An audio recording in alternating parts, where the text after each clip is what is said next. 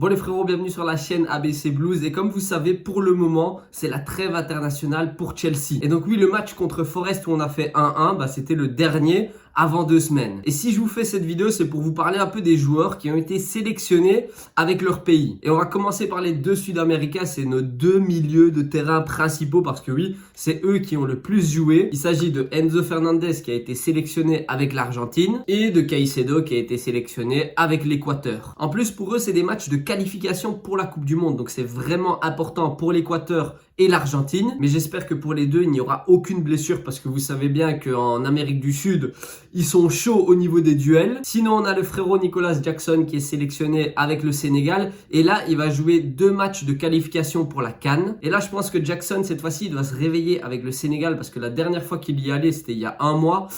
Il n'avait pas été excellent. Enfin, l'équipe du Sénégal n'avait pas été excellente en général. Mais Jackson, voilà, on l'avait pas vu. Il avait mis 0 but. Et je crois que j'ai vu une stat passer comme quoi ça fait au moins 14-15 matchs ou plus que Jackson n'a pas marqué avec le Sénégal. Je sais qu'il y a beaucoup de Sénégalais qui me suivent et tout. Donc n'hésitez pas à me dire ça dans les commentaires. Mais j'ai vu ça passer. Je me suis dit, wesh, c'est énorme! Et maintenant, on va en venir à tous les joueurs européens qui ont été sélectionnés. Et cette fois-ci, il y a des petites nouveautés, notamment le fait que la France ait décidé de sélectionner Nkunku et Fofana. Bon, après Fofana, il avait déjà été sélectionné il y a 1 mois, mais il n'était pas allé parce qu'il devait se remettre de sa blessure à Chelsea. Mais pour le moment, il est fit, enfin du moins de ce qu'on voit dans les matchs.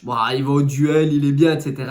Donc, j'espère qu'il va peut-être un petit peu jouer avec la France. Et par contre, pour Nkunku, là, il y a une place à prendre parce que Griezmann n'est plus là, Mbappé, il est blessé, donc il va pas avec la France. Donc, c'est-à-dire que dans le secteur offensif, Nkunku, il a peut-être quelque chose à faire. Maintenant, on va passer du côté des Portugais. Là, c'est Renato Veiga, João Félix et Pedro Neto qui ont été sélectionnés. Et j'espère sincèrement que pour Renato Veiga, il va avoir du temps de jeu. Parce que la dernière fois, il est allé en sélection et pour les 2 matchs, il a ciré le banc. Il n'est pas rentré une seule minute. Et vu ses dernières prestations avec Chelsea, pour moi, il mérite du temps de jeu. João Félix, pareil. J'espère vraiment qu'il va au moins être une fois titulaire. Alors oui, je sais qu'il y a beaucoup de concurrence. T'as des Bernardo Silva, des Bruno Fernandes, des Rafael Leao, t'as Ronaldo logiquement qui est sélectionné. Donc c'est sûr que offensivement t'as du monde, mais je crois que João Félix, il peut quand même gratter des minutes, au moins une titularisation. Ce serait cool pour lui, parce que c'est vrai que pour le moment en championnat, on l'a pas beaucoup vu, quelques minutes par-ci par-là. Mis à part, oui, en Conference League et en Coupe,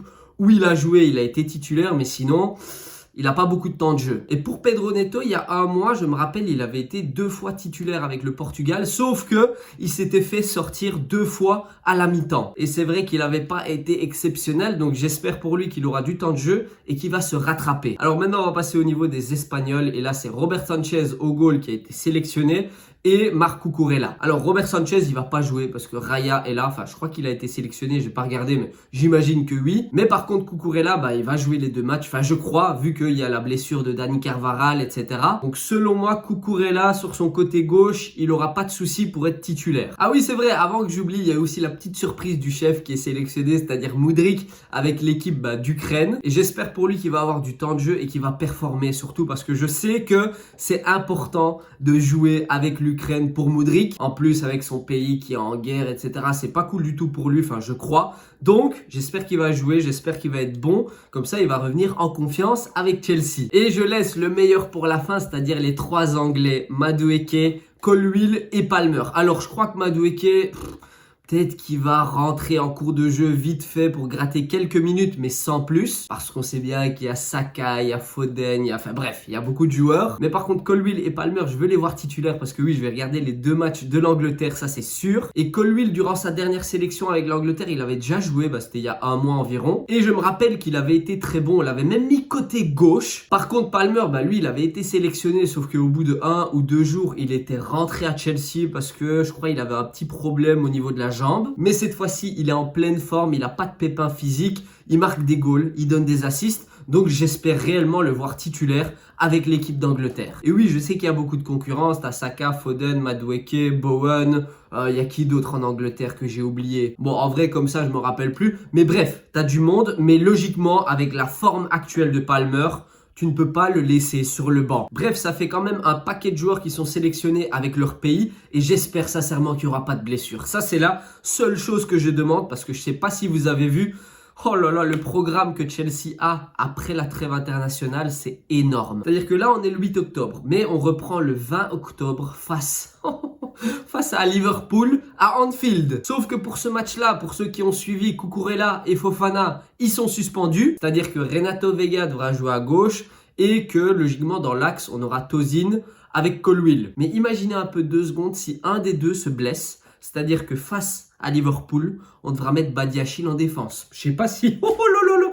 je sais pas si vous vous rendez compte du truc. Enfin bref, non, j'espère qu'il n'y aura pas de blessure parce que je veux pas voir Badiachil face à Liverpool. Ensuite, on enchaîne contre le Panathinaikos. Oh putain, j'ai du mal à le dire celui-là. Ensuite, on enchaîne un match de Conference League face au Panathinaikos. Donc c'est une équipe grecque. En plus, petite anecdote, je serai en Grèce à ce moment-là parce que je pars en vacances pendant une semaine du 22 au 29 octobre. Je vais sur l'île de Santorin. Je sais pas si vous connaissez, mais peut-être que oui. Mais donc ouais, je serai en Grèce pendant qu'il y aura le match du Panathinaikos contre Chelsea. Sinon, juste après, on joue contre Newcastle, mais 2 fois, c'est-à-dire en championnat et puis en Carabao Cup. Juste après, on joue en championnat contre Manchester United. Bon, pour le moment, c'est vrai qu'ils sont nuls à chier, mais faut pas les sous-estimer. Puis après, on rejoue en Conference League contre Noah. Et on termine par le match contre Arsenal en championnat. Et celui-là, il me fait peur. Donc ça fait quand même pas mal de matchs, mais surtout en championnat, ça me fait peur. Parce qu'on joue les gros. Et pour le moment, depuis le début de la saison, on a eu un seul gros match pour moi, c'est contre Manchester City. Et on l'a perdu.